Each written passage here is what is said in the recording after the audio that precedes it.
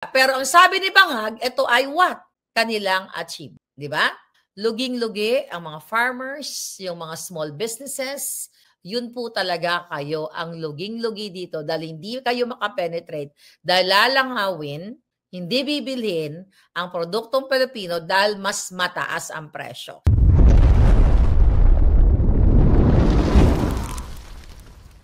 It was beautiful, great honor, magaling si Trump sa ganyan. At nagkasundo sila, Ngayon, mga kababayan, intindihin natin sa ating layman's term. Okay? So meaning, ang lahat ng ipapasok na mga produkto ng Amerika, okay, yung i-export namin dyan, okay? Ang i-export namin, katulad ng ICC, okay, nitong cosmetics na ito magandang halimbawa, ito palangga. So yung i-export ko dyan, ito zero taxes. Maganda yon kasi cosmetics, di ba? Kumpara sa ibang mga brand, di ba? So mag-ICC na lang kayo. So pabor yun sa akin, di ba? Kaya tuta ako si Bangag. Pabor yun sa aming mga Filipino-Americans na nandito na po naninirahan. But it's sad to say, okay? It's sad to say sa mga naiwan namin dyan, katulad ninyo. Bakit kamo mga kababayan? Imagine ninyo, alright? Anong magiging effect niyan? Kami, papasok ko yung ICC lipstick ko dyan ng Iconic Claire Collective, Be Iconic, Be the Revolution, ng zero tariff. Pero pag nagpasok kayo ng mga bangus, ng mga isda, mga tuyo, mga ganon-ganon, plus 19%. Anong epekto niyan? Ibig sabihin, kung ang tuyo na binibili ko dati na 10 piso lang, $10 ng isang plastic, yung example lang ito, magiging magkano na siya? Magiging $12 na siya or maybe more than that, di ba? Kasi mayroong 20% tariff. So meaning, kung ako dati ay namamahalan na ako sa 10 dolyar na isang plastic na tuyo, magdadalawang isip ako ngayon.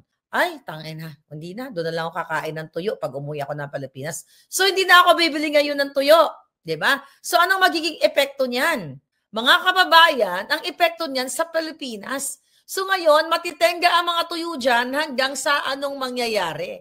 Di ba? Ano ang mangyayari niyan mga palangga? Kapag natenga na yung mga nagmahal ang mga produkto dito sa Pilipinas. Ay, sa Pilipinas. Ang produkto ng Pilipinas dito sa Amerika. Ibig sabihin, apektado kayo. Kayong mga nag-i-export. At ngayon, hindi na yan papansinin ng mga Pilipino. Baka maghanap na lang kami ng ibang klaseng dried fish from Korea. Kasi ang Korea, they have tuyo also, di ba? Meron silang tuyo. Nakita ko sa Korean market yan. At actually, mas malinis yung tuyo nila. Mas maputi. Hindi ganun kabaho. Kasi ang ganda ng pagka-package talaga. Nakikita ko yan mga kababayan, mga palangga. Ngayon, mas makikinabang kami. Dito ang Amerika. Kaya tuta ko si Bangag Jr. Dahil ibinenta kayo sa amin. Di ba? So ang nakinabang talaga ang Amerika, well, we all know Trump naman is napakagaling na negosyador. Pero syempre, sarcasm yun, binabaliktad niya. The good negotiator si Bangag. Paano ka maging good negotiator? Ang tough na hindi mo man lang kinalahati yun, na nakipag-deal ka man lang. Napaka-unfair naman. Bakit kayo, pagpasok ng produkto ng Amerikano sa Pilipinas, zero tariff, tapos kami 19%, kahit man lang Mr. President, Mr. Trump, baka naman mag-meet tayo halfway. 'Di ba? 50%, like 10% na lang. Medyo malaking tignan kahit paano. Okay, nakipag-bargain na. So it's like saying na ibinenta kayo sa amin. Kasi mas makikinabang kami dito sa trade deal na ito mga kababayan. Imagine mo, US products papasok sa Pilipinas, zero tariff, tapos pagpasok ninyo dito, pag nag-export kayo dito mga kababayan, 19%. Wala kaming binabayaran, kaya abangan nyo to dyan, papasok natin dyan. Tama ba yon? Patas ba yon? Hindi naging patas. Ano ang magiging effect nito mga palangga? Yung ating mga magsasaka, yung mga local traders, yun talagang grabe. Diba? Tapos ngayon, sinasabi ng mga bangag, achievement daw ito. Unang-una, win-win kami dito. Win-win ang Amerika dito. Zero din yung military. What you call it? Yung ano tawag dyan? Yung military cooperation. Diba? Favorite naman namin talaga eh. Na kaming mga Filipino-Americans, sa mga Amerikano talaga, na makipagsundo dyan sa military strategic location. Ano ngayon? Bakit bagsak at bakit tuta si bangag dito, mga kababayan? Bakit? Kasi nadaan siya sa boladas. Sabi ko nga, pampalubag loob na sinasabing respected siya, tough siya, chuchu-chuchu, magaling na negosyador. Ngayon, anong ginagawa ngayon? Yan ang ginagamit na propaganda ng mga bangag, yung photo ops sila, picture ni Trump na pumunta sa Oval Office, pumunta siya dito sa Amerika, tinanggap siya ni Trump, chika-chika, tagumpay daw sa kanila yung pagbisita ni bangag. Tagumpay, ang galing-galing. Pero bakit siya tumayag na 19% yung tariff sa lahat ng mga Filipino products papunta dito? Nasaan yung nasaan yung fairness? 'Di ba? Sa akin, okay 'yun kasi America first. Yan kasi ang ano ni Trump, 'di ba? Kaya nga ako, nung nag-isip ako ng ganitong product, maraming magsasabi sa akin, mura sa ganito, mura sa ganyan. No, America first. 'Di ba? American brand. Yung cosmetic, it should be American brand. Everything is American. 'Di ba? Ngayon, sabi ko nga, dito sa ating mga Pilipino na nasa Amerika, good deal talaga yon. The best among the rest. Pero syempre, dahil tayo ay may mga pamilya sa Pilipinas, may mga naiwan tayo doon na mga like kayo, kung meron kayong mga pamilya na mga magsasaka o yung, not only magsasaka, yung mga, let's say for example, yung mga, may mga magsasaka, pastulan, di ba? Yung may mga farm, may mga baka, kung ano-ano pa. So, lugi kayo dito kasi kung magpapasok kayo ng produkto dito, mahihirapan kayo kasi imagine nyo, 19% darling. Okay? Ngayon, mga palangga, ang sabi niya, okay, yeah, 19%.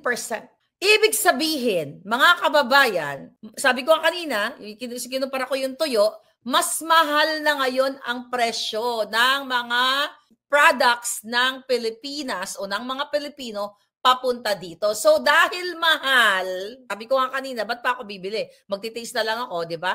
No, pagbalik ko na lang ng Pilipinas, bibili ako ng toyo. Pero hindi nga ako makakabalik. Kasi nga may warrant of arrest akong 7 dahil sa bangag administration na ito. Di ba? So ngayon, giving that example, wala nang bibili ng Filipino products dito kasi nga mahal na eh. Ngayon, mga palangga, double win-win talaga. Kasi kung may bibili man, 19%, US government pa rin ang makikinabang. So lugi yung mga exporters o yung Pilipinas. Bakit? Kasi dahil wala nang bumibili, mabagsak yung demand. Kaya sabi ko kanina, sa Korea na lang ako bibili ng tuyo. Sa Korean store na lang ako. Kasi walang buwis eh. Walang buwis. 19% yung buwis. Yung sa Amerika, kami yung pagpasok namin dyan, pag nag-export kami, walang buwis. Kaya ngayon, ang mangyayari, paano makakaapekto yan? So, doon sa mga hindi farmers, doon sa mga mamimili, actually, pabor to sa inyo dyan sa Pilipinas, somehow, kasi nga yung produkto namin, mas mura. So ngayon, mabuboycott yung local products. 'Di ba? So marami ngayon kaming ipapasok na mga produkto dyan, made in America, sa, Filipino market. At yung iba, good thing yan sa inyo, like cosmetics, di ba? Mas mura, compare sa Ever Bilena. Di ba? Ayan, favorite ko yung Ever Bilena, nung nandiyan ako, di ba? So, mas mumura kami na mga exporter. Ngayon, mga kababayan, mas mahihirapan nga kayo dyan, yung mga local producer, like farmers, mahirap kayo makipagsabayan. Ngayon, mga palangga, lalakas ang produkto ng Made in USA. Kakabog sa bangayan.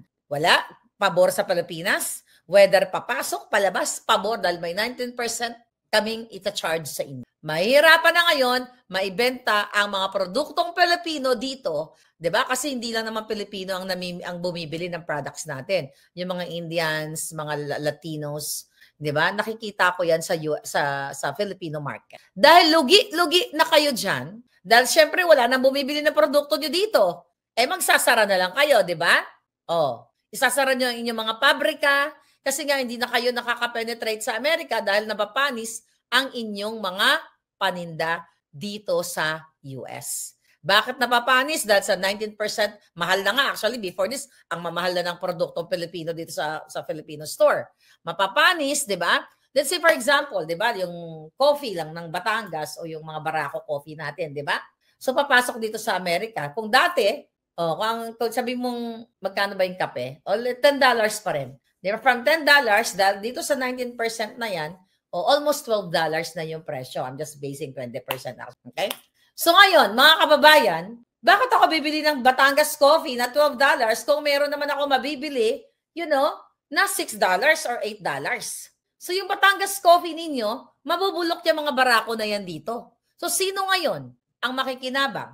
Kami pa rin. Mabubulok kayo dito. Let's say for example, pero hindi naman yata ang milk naman namin dito wala. Like yung gatas na mga nasa lata, minsan may nakikita ako na, mga powder, mga gatas galing ng Pilipinas. 'Di ba? So, meaning, kung bumibili ka dati ng Nido o Bear Brand na powder, again, $10 o $20, naging $24, pipili ka dun sa local, dito, or made in wherever, kahit saang bansa. 'Di ba? Minsan kasi, iba-ibang, hindi lang naman, pero hindi lang naman, what you call it, US made yung gatas, iba-ibang bansa din ang pinanggagalingan. But more on, mas maraming milk, like fresh milk, powdered milk, dito talaga na made in America. So kaya kayo ngayon, tutang-tuta talaga mga palangga. Pero ang sabi ni Bangag, ito ay what? Kanilang achieve. Di ba? Luging-lugi ang mga farmers, yung mga small businesses, yun po talaga kayo ang luging-lugi dito dahil hindi kayo makapenetrate, dahil lalangawin, hindi bibilhin ang produktong Pilipino dahil mas mataas ang presyo. Kung double the price, bakit ka bibili ng $12 kung may makukuha kang $6 na local here? Like dito may mga like let's say for example, yung mga tawag diyan, may mga din dito like mga malunggay, mga daon ng sili, galing yan sa Pilipinas mga frozen.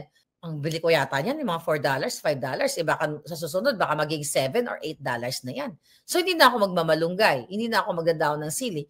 Na lang ako, may mga bok choy dito Ewan ko saan galing yan. Dito lang yata, mga pechay, meron yan dito. Lalo sa California, di ba? Agricultural land ang California. Ang dami dyan mga green leafy vegetable na pwedeng i-substitute dito sa malunggay o sa daon ng sili, although syempre hanapin mo pa rin. Pero dahil nga sa effect ng ganito, talagang mahihirapan ang bansang Pilipinas, mga palangga. Dahil ibinenta na kayo sa amin, di ba? Ngayon tataas ang kita ng mga Amerikano, katulad ko, Filipino-Americans. Then kayo ay magdidepende na sa import, made in USA. Ganda pakinggan, di ba? Pero papatayin ninyo ang negosyo ng mga lolo't lola ninyo, ang mga farm ng inyong mga uncle dahil nga hindi patas ang trade deal. Right?